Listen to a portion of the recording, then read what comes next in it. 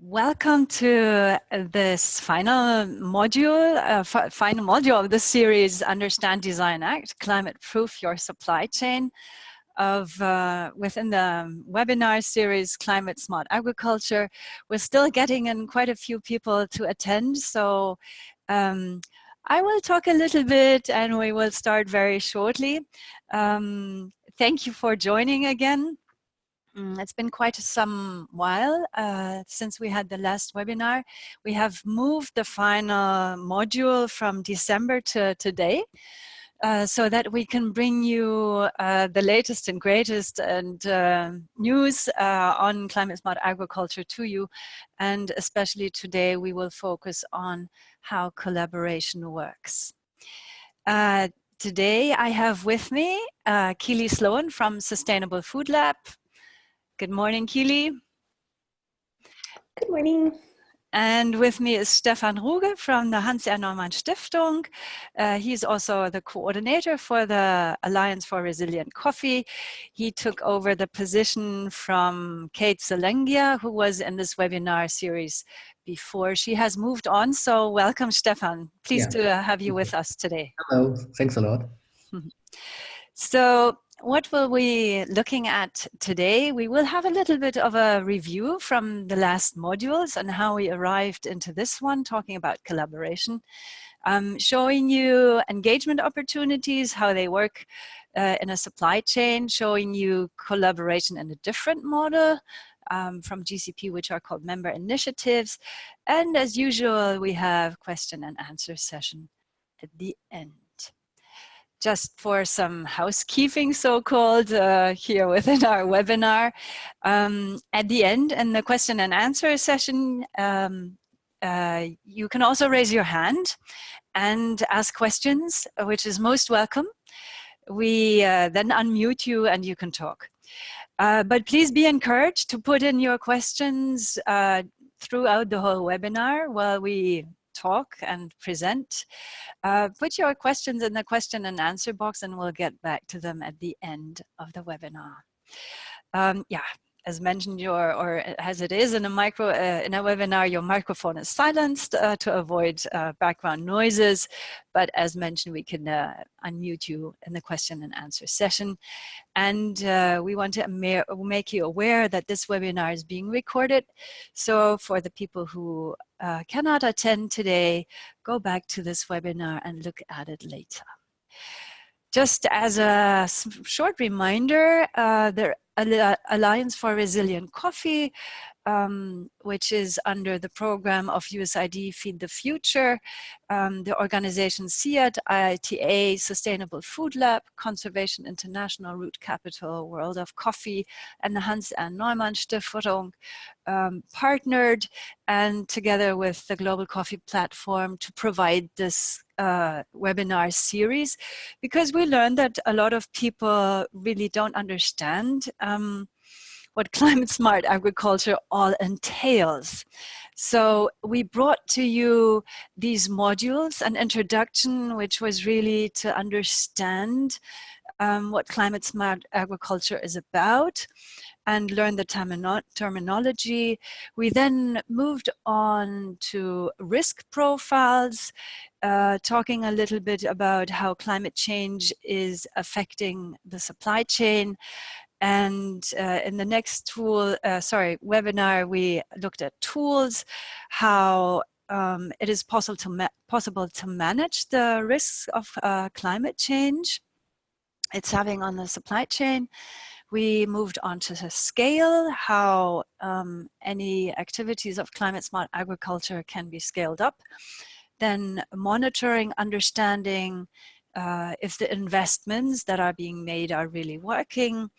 And then we moved to the business case, discussing how I can convince other people in my company and others to work together and invest into climate smart agriculture, bringing us today to collaboration and seeing how we can work together. All this enabling you as participants to understand, design, and act climate smart agricultural activities.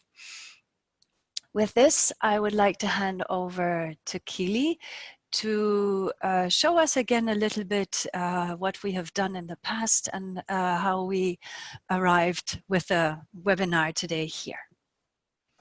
Great, thanks, Caroline. And I just want to say briefly too, just a big thanks to the Global Coffee Platform for this collaboration. This learning series was really born out of the Alliance for Resilient Coffee doing a consultation with the private sector, in which we learned that a lot of people were looking to just understand a little bit better the climate change effects on coffee and on their own supply chains, and to discuss how climate smart agriculture can provide solutions. So it's been great to be able to foster this collaboration between the Alliance for Resilient Coffee and the Global Coffee Platform. And you can go to the next slide. And it's especially important right now because climate change is here and now, and I think everyone on this webinar, knows that, and that's why you're here. The effects of climate change are projected to become more severe, and this is in a time when coffee demand is growing and coffee supply is struggling to keep up, largely in part because of climate change effects. So this is really a long-term problem that requires long-term vision and long-term solutions, and collaboration is really needed. So what does that mean? It means that the world is warming, the rate of global warming is uneven, global rainfall is increasing, and the world is experiencing more irregular and unpredictable weather. But on a country level, so when we dive down a little bit deeper, we can see that climate effects are really present in specific countries, especially. Nope, you can go back to that one. So in places like Honduras, we're seeing more storms, more irregular rainfall. You can go to the next one, Caroline. Yep, there we go. Increasing temperature ranges. And that's all leading to the fact that about 45% of what is now suitable coffee land in Honduras is projected to not be so, even with adaptation in the future. So this is a really big problem that we face at a global level, at a country level. And then, depending on where you're working in Honduras, the changes will also be different, as will the solutions, because those challenges are different.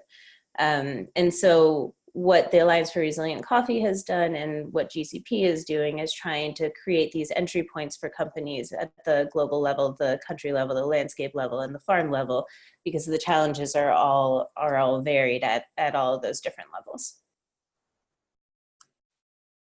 Now, we see climate risk as really twofold. You can see it through the risk to the coffee producer. Coffee producers need to adapt to both short-term shocks and long-term stressors associated with climate change. And this is ranging from warmer temperatures, bringing more pests and disease, to erratic rainfall and stronger, drier seasons.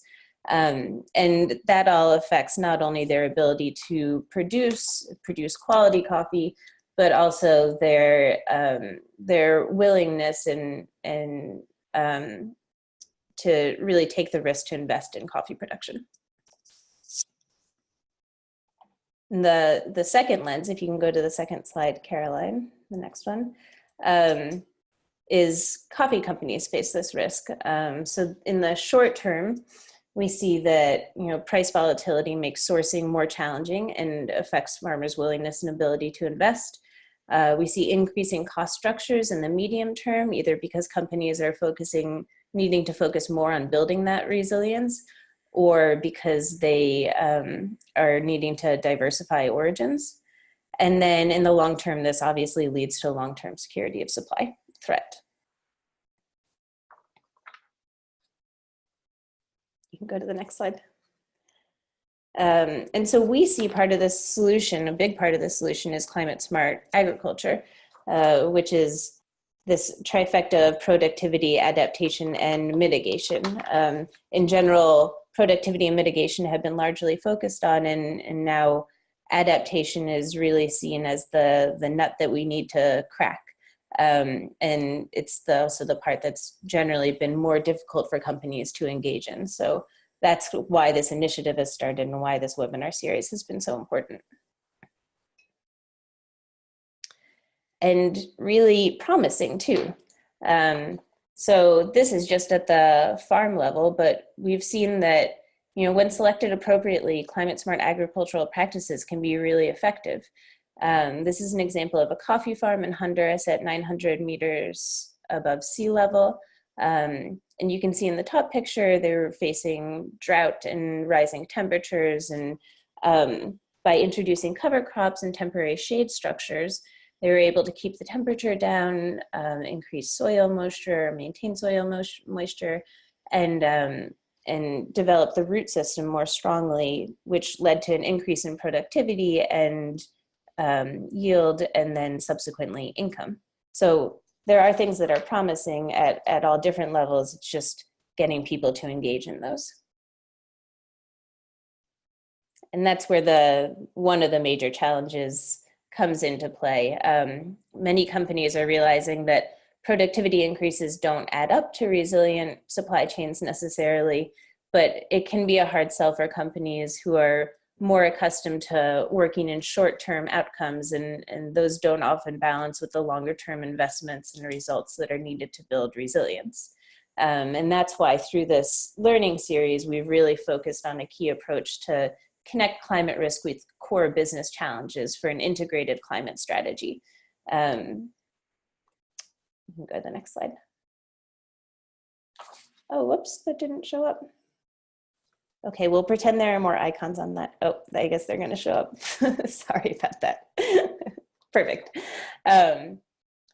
So in line with that, in connecting the core business challenges with an integrated climate strategy, there are a couple of different entry points for companies. The main ones being supply, reputation, and quality. So you have reputational risks such as deforestation, child labor, water management, and farmer poverty that can be a good entry into climate work. Supply risks, including profitability of coffee so that farmers continue to grow coffee and so that the next generation wants to grow coffee, as well as decreasing available land for coffee production and decreasing yields. And then all of that is also linked to coffee quality, which results from some of those same supply risks.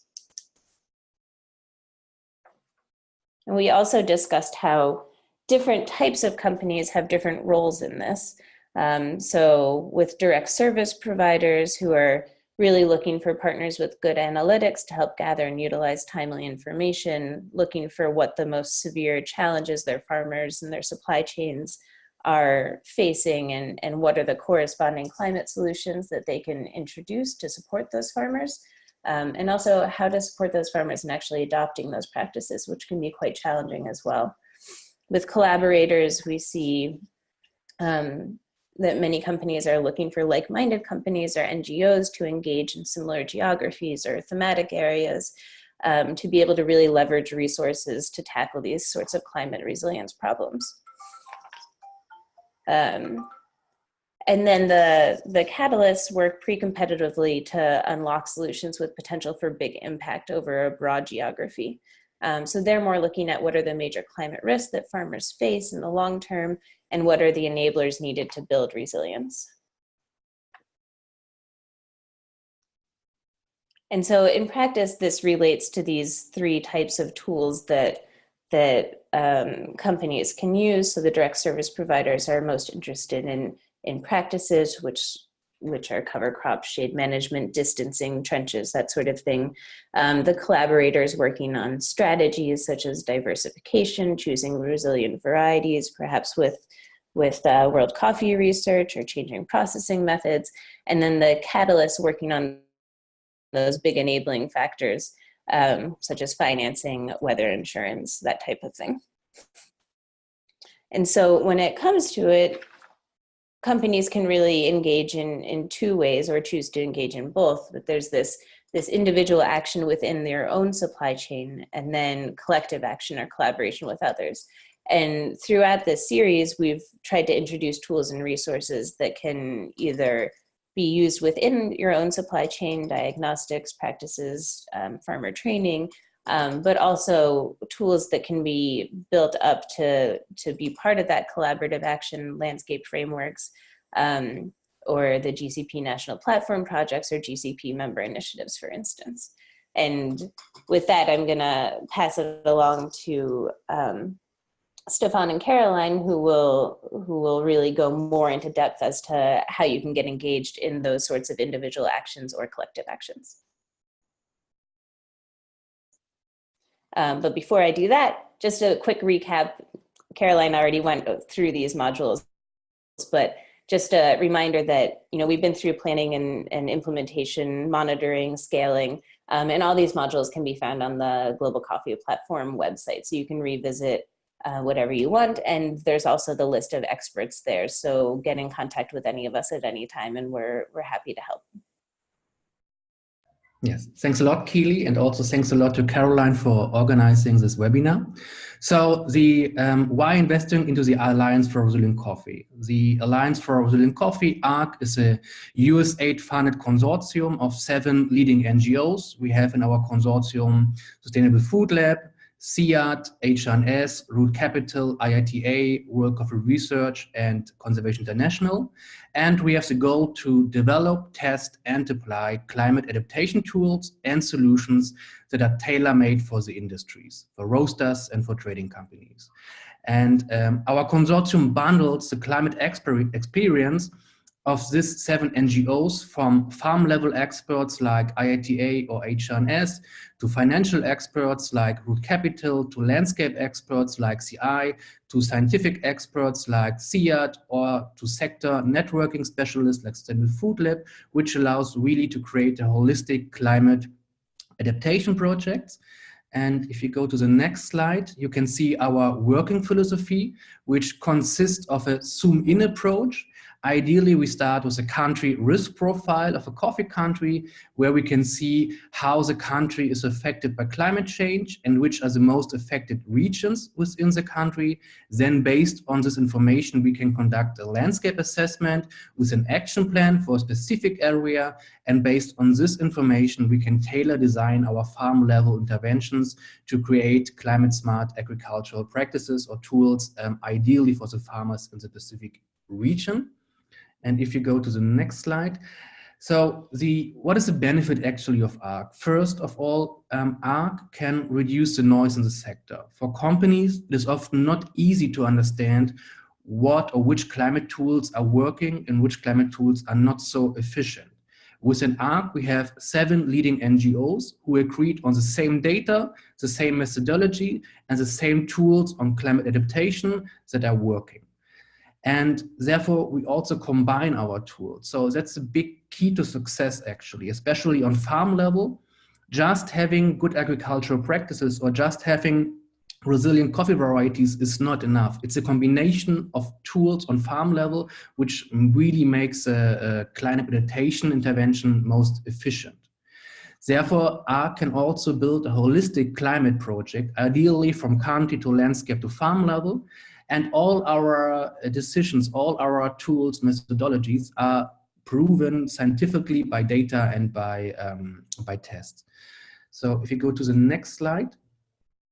So how can a company actually invest into the ARC project? We have 2 ways. We have ARC supply chain packages designed for supply chain operations, and we have a long-term vision perspective, which we call a climate smart coffee region.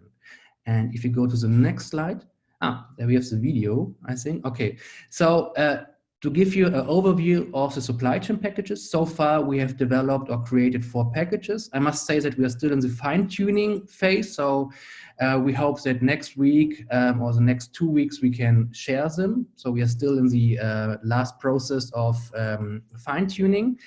We have so far 4 packages. We have a climate stress test package, we have a climate value chain package, we have a climate smart farming package, and a climate regional package.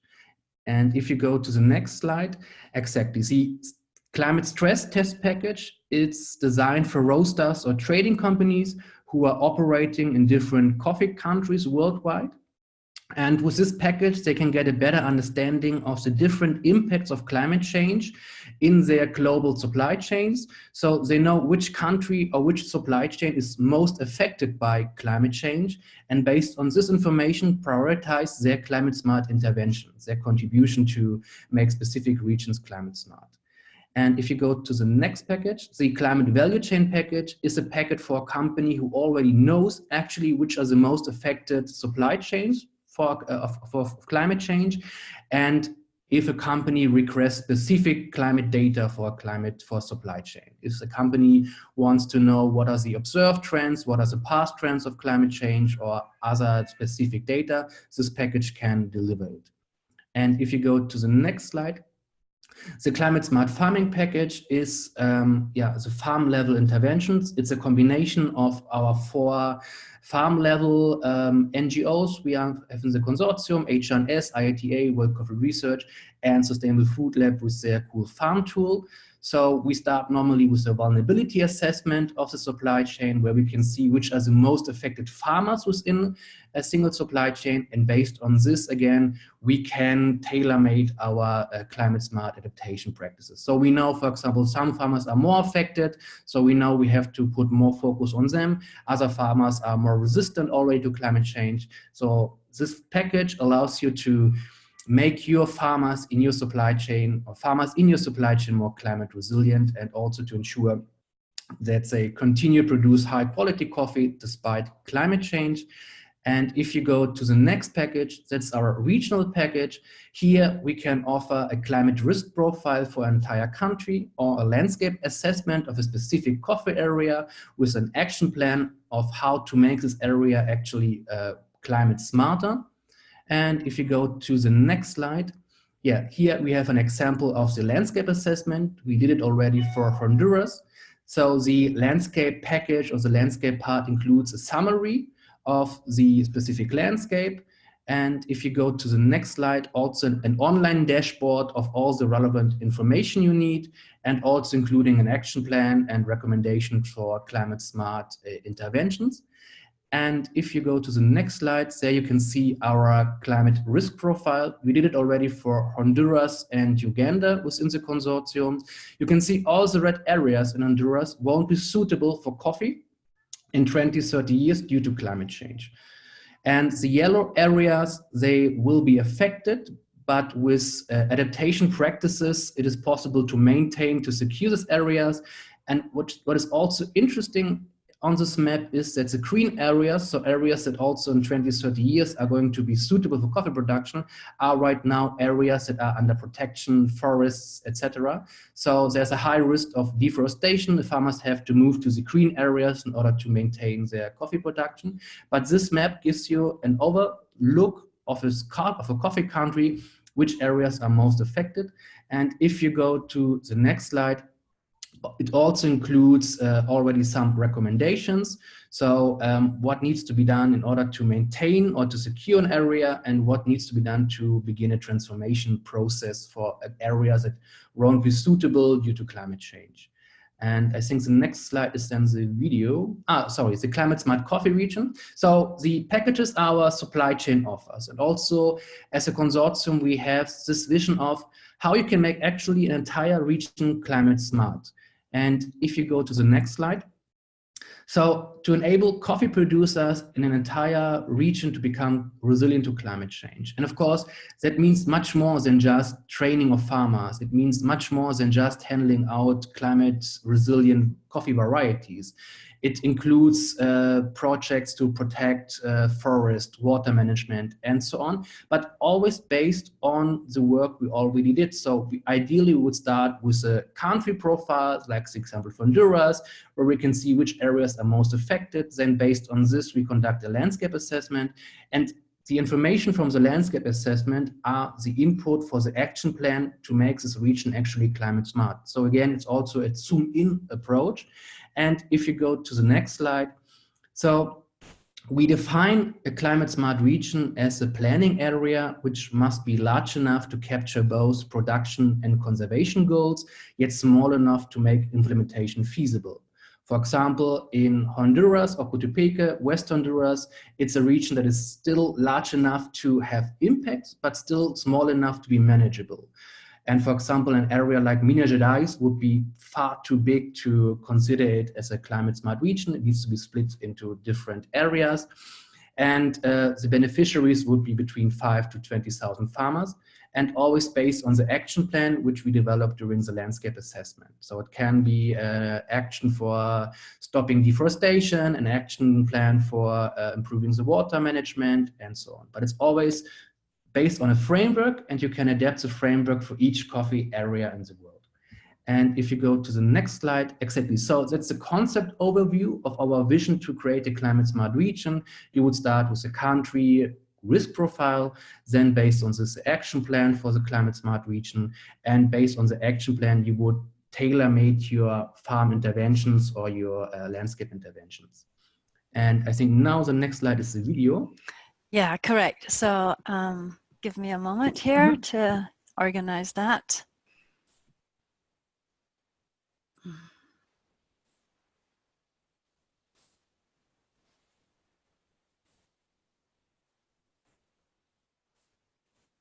Hang on.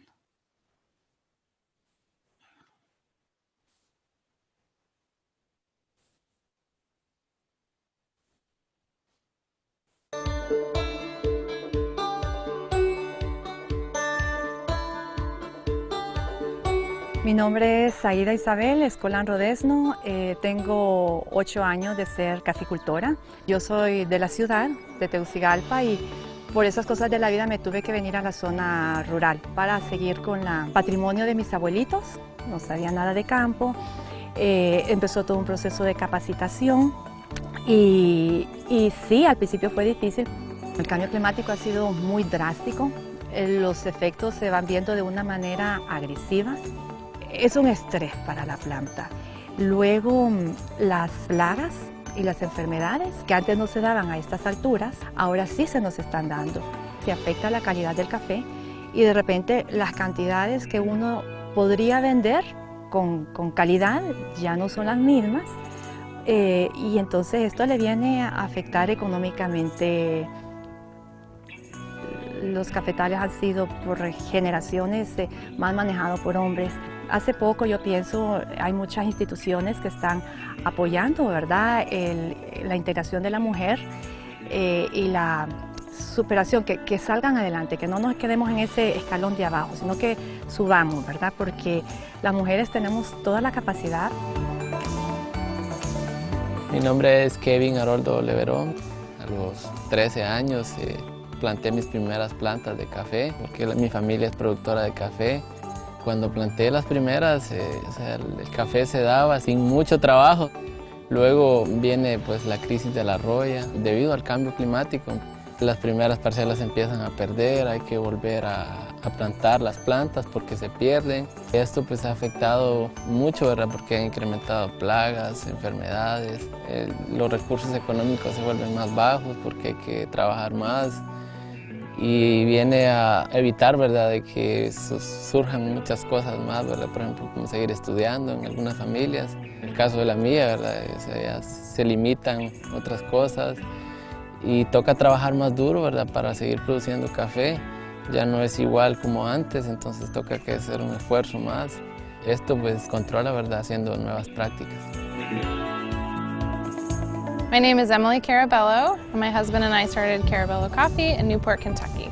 During my visit here, as well as honestly a lot of countries surrounding this area, Nicaragua, El Salvador, Guatemala, Honduras, I have seen that the farmers are dealing with the fact that the flowers are blooming at the same time, sometimes as the cherries are even ripening. Carabello Coffee wants coffee to be sustainable for everyone involved in the coffee supply chain, not just the final product. And what we see is that there has not been maybe enough technology offered to coffee farmers, and as that information and data grows, there's so many simple things that they can do to make it more sustainable. I love to see the attention to detail, that we're not just guessing. These demo plots have been amazing to see that they can track the tiniest little changes in the temperature and how spreading the plants out can impact Roya. I mean, that makes me want to go back to other farmers I've seen and spoken to who are struggling. In Guatemala last week, they said to me, you know, 1,400 meters is like the new 1,200 meters. Like, we are unable to get the same quality of coffee that we used to be able to get.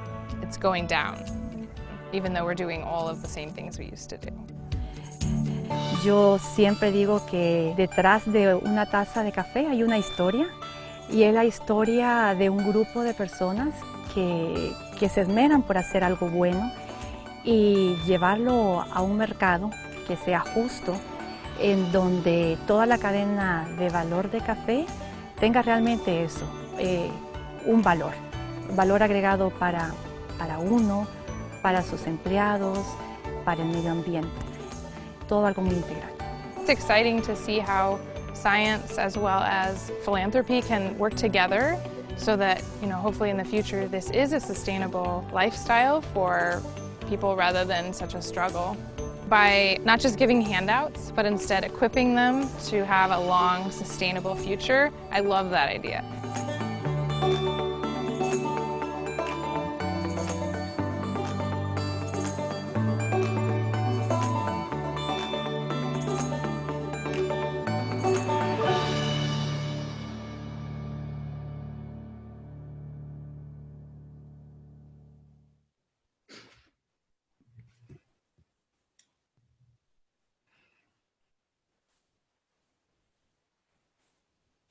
What are the first words you should say in a speech?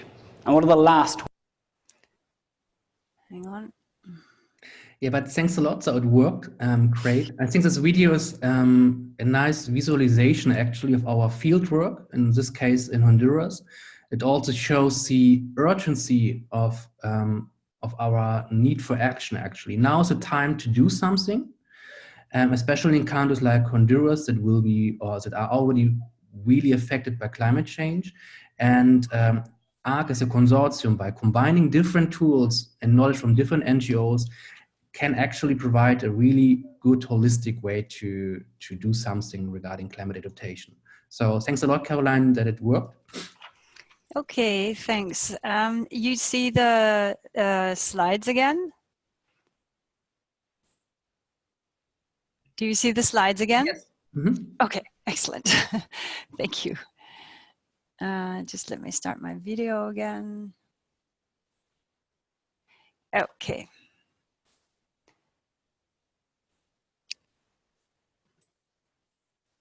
Right.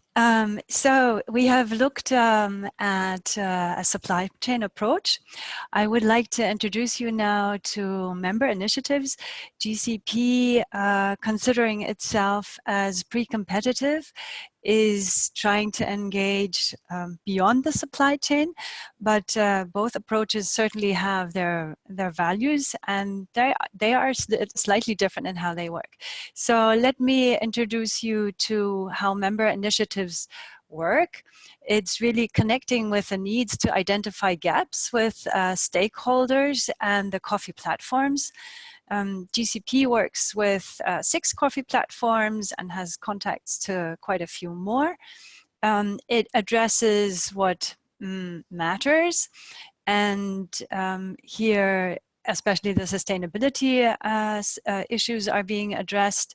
It's acting collectively where we think it's difficult to tackle challenging issues with isolated efforts. It's work at origin, of course, going beyond the usual supply chain approach. GCP facilitates those member initiatives. We call it an open source collaboration, and it's transparent. What does that mean? So when we bring together the partners and the members for a member initiative, what they do and what they learn throughout the project is shared back with the sector for sharing the improvements with the sector to learn from each other. But it's also envisaged that these learnings go back to policy changes to the government. And as a member of the member initiative, you can strengthen your reputation, and GCP acknowledges the members' activities, and it builds your impact. It impacts your image positively. Looking at this in a slightly different way, so taking the issues, how does it work? You share your idea with GCP, and we then see how it links to National Coffee Platform agendas. It could also be that the start of a member initiative is initiated by a National Coffee Platform, where then GCP looks for companies, traders, roasters, retailers who are or potentially are interested in that topic. It's a collaboration beyond supply chain.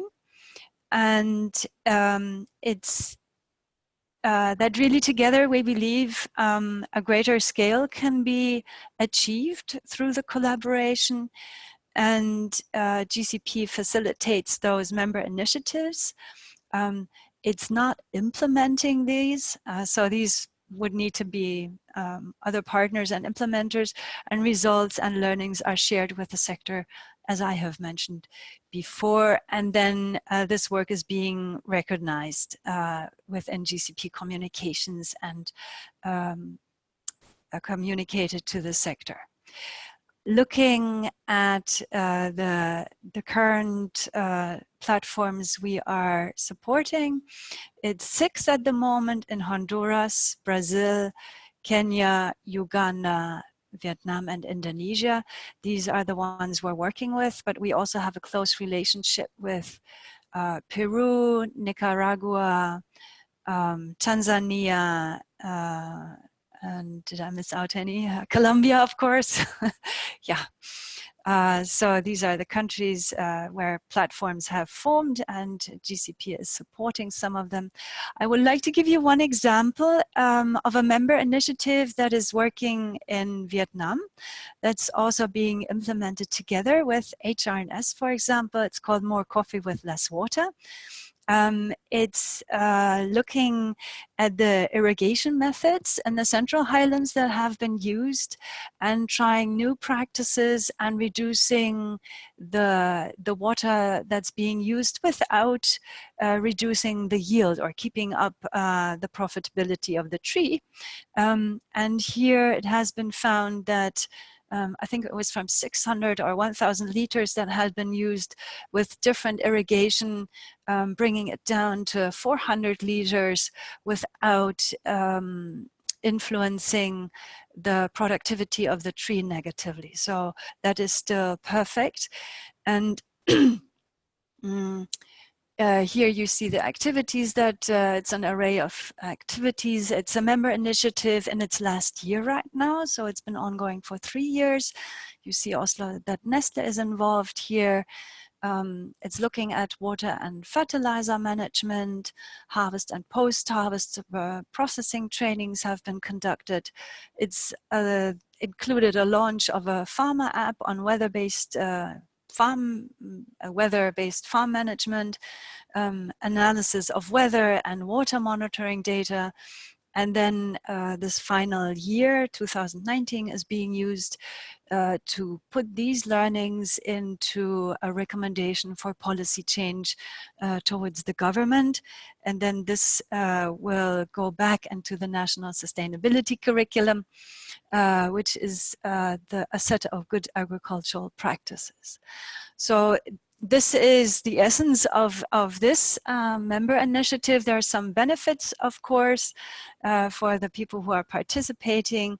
It's optimizing the sustainability investments by working with many people together and also sharing this back to the sector. So the learnings with a usual supply chain approach that stays within that supply chain here is being shared back to the sector.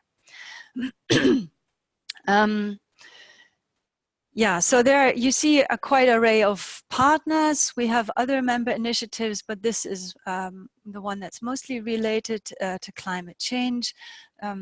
yeah, if you're interested in this one, we're happy for you to contact our Vietnam program manager, Chi, but this was mostly to show you how a member initiative works.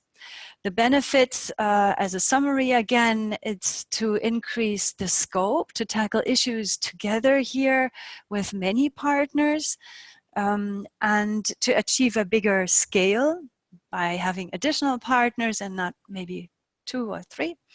And it's then a better use of the output. As I said, it's being shared back to the sector, and then also has a positive influence on national structures and their policies. And then GCP recognizes these efforts by communicating about them. Looking a little bit, because we try to focus on Uganda and Honduras in these in this webinar series, looking a little bit what's happening in Uganda. The platform has identified last year that climate change is a threat in Uganda and needs to be addressed. So they formed a climate change working group. They, as an activity, have conducted then a stakeholder mapping of climate smart activities to understand better what's already happening. And the final results will be shared in June, so very shortly. It's coming to an end, and then this will be shared with the platform members, and they will then agree on next steps. This will be integrated, of course, into the Uganda Coffee Roadmap. Looking at Honduras, the platform there is quite young. It's only been formed last year, so they're still on a huge learning curve. But what's happening there is that the next step the platform members want to take is develop a national sustainability curriculum. As I mentioned, these are best agricultural practices, but they often include also coffee as a farming business or coffee in the community. And it also includes very often climate smart agricultural practices. Vietnam last year has updated their national sustainability curriculum by a module on climate smart agriculture. So these curriculums are also continuously developed and improved and then rolled out in trainings to farmers. And then currently in Honduras is also a member initiative and discussion on soil management. Yeah, these were these member initiatives are another approach where we bring together GCP members and partners to work together. Yes, we have also member initiatives where really big competitors work together. It's amazing. It does work, and there's more members are asking for more member initiatives.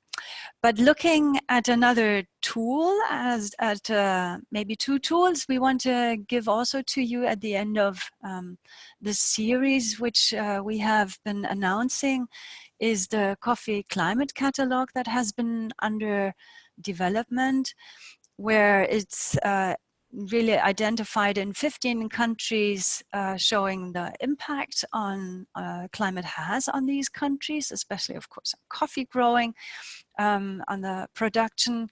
It includes in these 15 country profiles the change of the expected temperatures, what Stefan just showed in a greater depth.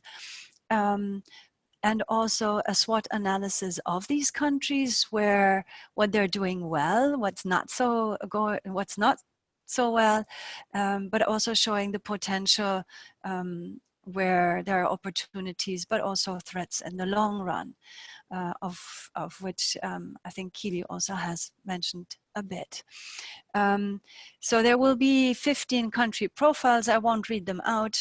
You can see them here on the slide.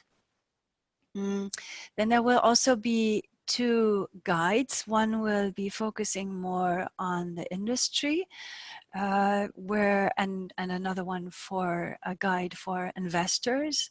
to show them where are the most pressing issues in these countries. This is on a very high level, where improvements are possible, but also to show best practice of successful interventions. And then in the industry guide, it's also showing how to leverage with finance resources that are available. So these will be launched, this catalog, shortly at the World of Coffee in June. And you see the partners there on the bottom who contributed to develop this coffee climate catalog. So it's a rough guide to these 15 countries with profiles. So yeah, it's one tool to use to get a first information, and then we have shown with the packages that Stefan introduced, very concrete actions that can be taken, packages that are already entailing activities, which makes it maybe easier to address climate change for companies, or another approach with the GCP member initiatives. This is Keely's slide. Thanks. I also just wanted to quickly introduce the Climate Smart Coffee site, which was just launched. It's very exciting. This was designed by the, I can turn my video on too, by the Learning Community for Supply Chain Resilience in collaboration with the Alliance for Resilient Coffee and funded by the USAID Feed the Future program. And the website is just a really good resource built along the lines of the CCAF CSA guide. If you've ever used that, which is also a really great resource, you can get there through this website as well. And it's designed to provide easy and accessible information to building resilience within any coffee supply chain, and really follows the same story and thematic areas that this learning series did. So taking the basics of climate smart agriculture and how that applies to coffee, information on what role companies can play and how that pertains to your company, case studies on how different companies are acting on climate change, and then how to take action. So just wanted to flag that here, and hopefully all of you will go and visit. Thank you. Yeah, we come to the question and answer session. Do you have any questions to the slides, to the end of the series? Anything you would like to share with us is also very welcome.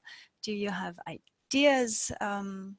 So please either raise your hand or put them in the question and answer session, and we're happy to get back to them. And we do already have a question from Kirsten Linney. Thank you, Kirsten.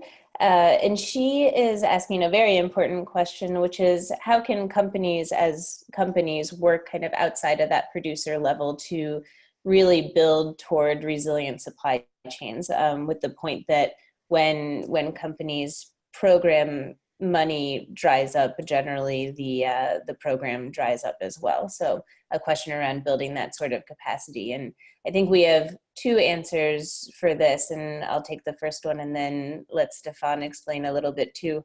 But the one of the important things that we see are really building sustainability programs into the core business model. So we understand that a lot of these programs start off as pilots or separate programs with different funding streams. But some companies have been able to then take that and make an economic case or a business case to actually involve it into the core business model, which is where it stays and has a sustainable source of funding. At our last module, maybe it was 2 modules ago, when we had a couple of the companies present, we did see some ideas on this. So we saw Counterculture Coffee trying to figure out a way to build the price of climate smart agricultural practices into the price of coffee, which would then make that funding to farmers sustainable. And then Co-op Coffee's providing producer support through a carbon tax. And so those are just a few ideas, but really trying to get that price of implementation into the the general stream of funding rather than a separate project. And Stefan, I think you had some more answers as to how to build capacity around the producer level that could be more sustainable as well. Mm-hmm. I mean, the great benefit from the ARC project is that we can reduce the noise in the sector. So, for example, a company who's active more on global level, with the packages or with the tools we can provide, we can help this global company to take data or information-based decisions. So a global operating company knows then which are the most affected supply chains in their business operations and can then bundle their financial contributions towards these supply chains.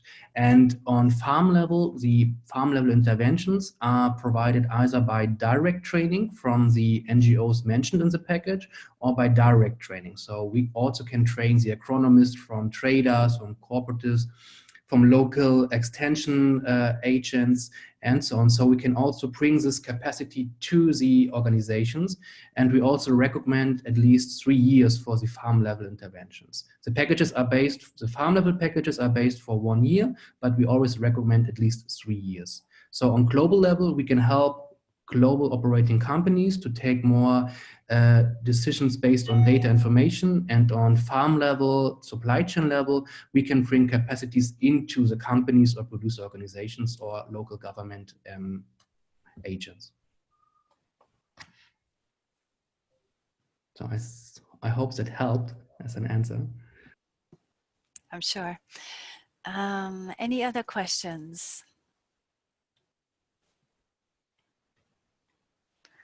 I see no hands raised. I see no questions in the Q&A box. There was just one question on the slides after the webinar. So just to mention that this module, as well as all of the modules, can be found on the GCP website. Yeah. And that's both the video recording and the slides with notes.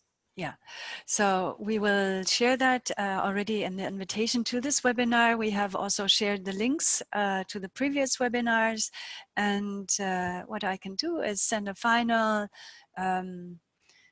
email to all the participants where you can see all the modules and have the links to these presentations and also the recordings. Yeah, please allow us for 1 day to put the recording on our website, and then we'll share the link. So I think we'll move on, as I don't, hang on, there's more going in the chat. No, okay. So I think we'll move on. But by all means, you can also send us an email in the end. So we are concluding a series. Some of you I've seen before participating in the webinar.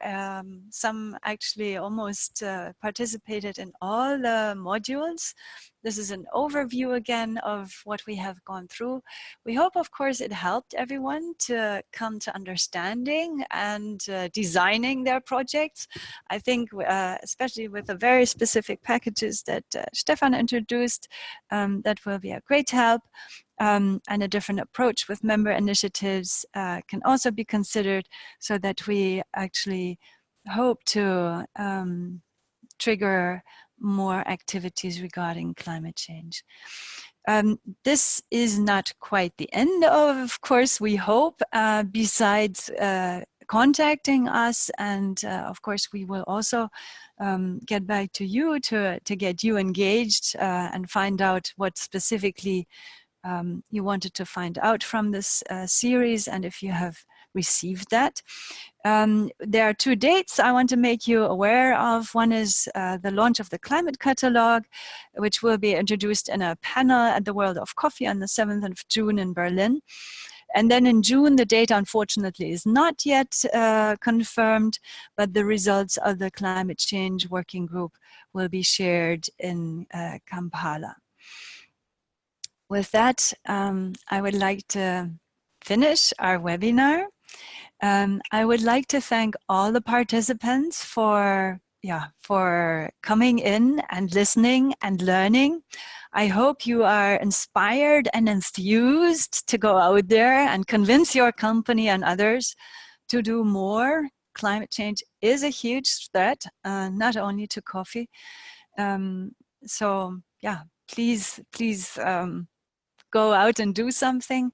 I would like to thank especially the Alliance for Resilient Coffee with all its partners in there, who was able to provide an amazing array of experts into this webinar series. This has been a fantastic contribution. It's been an amazing learning for me personally, so thank you very much.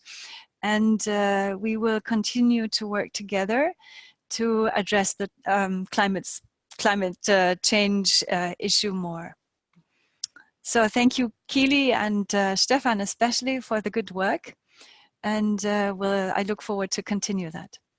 And a big thank you to Caroline and the GCP too. Caroline has put countless hours of work into designing and moderating and making sure that all of this goes smoothly. So just big appreciation to you, and thanks for helping us to spread some more information about climate smart agriculture to the sector.